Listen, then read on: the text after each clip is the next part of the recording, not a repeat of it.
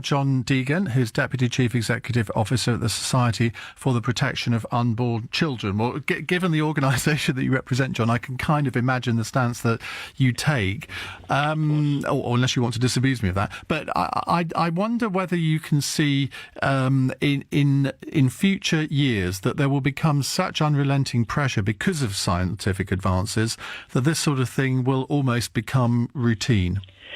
I think, that's the challenge, that there is that awful that pressure for people to take advantage of anything that proposes to offer, especially a cure for diseases, and people want to do it just because it's possible. But I think we have to have some ethical structure, and for us, as you've guessed, it's always the dignity of the human person, the safety of the human person, the regard for the human person has to be the priority, and science and technology has to be at the service of the person.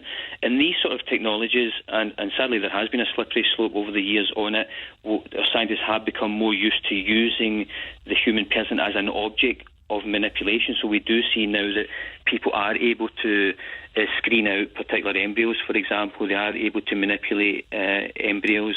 They are, for example, allowed to have children now that are screened out and to have particular genetic characteristics so that they can be used for transplantation for other existing siblings. So there has to be a profound ethical basis for the work that we do in science in this area. I don't really disagree with you. I suppose that the point is that if you are going to have a child by IVF and you could be guaranteed that child would never be able to contract HIV, there would be a great temptation, or take this forward and say somebody had discovered a cure for cancer in this same manner. It would be very tempting for a parent to think, well, yeah, okay, I may have slight moral concerns about tampering with an embryo, but if I can guarantee that my child will never contract HIV or cancer, it's worth doing. Yeah, I think you're exactly right. There is a temptation. I think that's why it has to be deliberated on by politicians, by the general public, and not just allowed for scientists to go ahead with whatever they can do. But the trouble is, when we do that, there's profound philosophical questions, because we don't know, if I change your DNA, as you're an embryo, do I take you out of existence and bring a different human being into existence, or is it just the same person but with some changes? That's something philosophically that's very, very hard to answer. But what I think you're starting to do there is you're starting to make the human person subject to sort of quality control processes, and that's the whole foundation of genetics, where we're starting to work towards trying to build a master race. There's something to be said for the safety of accepting that every human being, no matter how they're constituted, no matter what sort of weaknesses they may have, is accepted and respected. And then we use science to try and make their lives as good as possible, trying to help every human being to flourish. But it's all based on accepting the human person. I completely understand what you're saying, and I'm certainly not really going to disagree with you, because I think that you talk a lot of common sense on that. But if you are a parent of a disabled, excuse me, if you're a parent of a disabled child, whether I don't know if it's got Down syndrome, autism, whatever, it must be very tempting, if you are doing it through IVF, to think, well, had I had that facility available to me, my child could have had maybe a much more fulfilling life. Yes.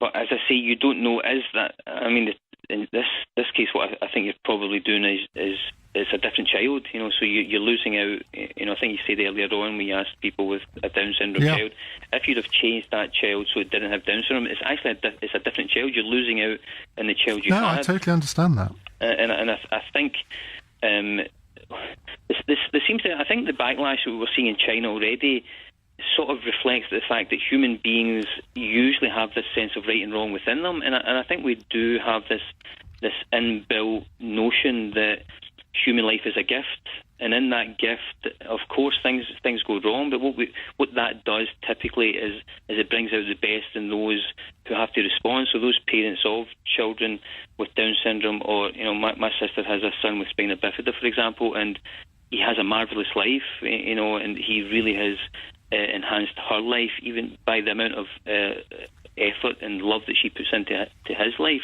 So sometimes life can be challenging, but I think human beings rise to the challenge rather than pursuing this idea of we will create a master race and we will have a perfect world where there's no suffering. It means the sacrifice we have for that is that we don't accept human life as a good in itself. Instead, I suppose we could say it's like taking on the role of God, where we are deciding to manipulate human beings into the image that we want them to be. Well, John, pleasure to talk to you. Thank you very much. That's John Deighan, Deputy Chief Executive at the Society for the Protection of Unborn Children.